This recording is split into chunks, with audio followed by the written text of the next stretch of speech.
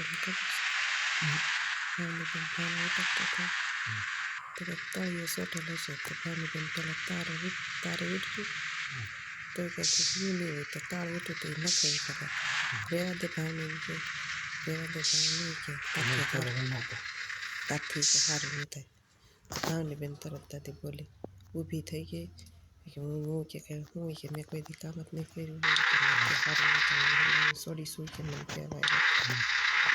પછી મોટબેન ભાણા ઉટકતા બાપા નહોતા બાપા હતા ઓકે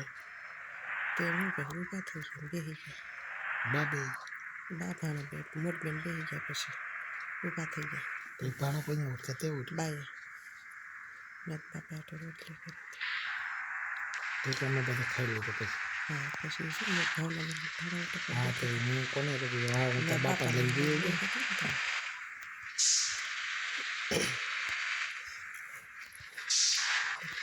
તમને કે તારના ઉઠે ભાવના બેન બે તો પેલા ઉઠકાઈ કે લાવી કે ઉઠકી લાગતા કંઈક અડધા ઉઠક્યા છે ઉઠકી લાગતા તો કંઈક શાક કંઈક છોટી ગયેલું છે તો તારે ભીનું પણ તોય થોડુંક રહી ગયું છે તો એ નખો કરી નીકળતા મરવું તો બા તરત કંઈક પાછી સારું નહીં થાય ભાવની બેન તપકી થોડી નાની છોડી છે તમને કેમ કે કામ કરવા આવડતું એ જે ફોન કરતા બાપ કઈ વાત કરતા કામ તો મેં હર મહિને મારી પાસે પૈસા એ કેમ કે એક રૂપિયો નથી આપે એટલે બાકી બધા હર મહિને 100,000 રૂપિયા તો મેં કે તું શું કહું આપે તો પછી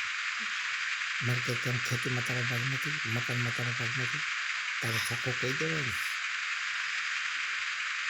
મારે ગઈ રૂપિયા તો બધાને એમ જ કે નહીં પૈસા નહીં રાખ મેં 3 વર્ષમાં છોકરા મારા બાવડીને હાટું નથી ગયા ને પેલું કપડાં નથી લઈ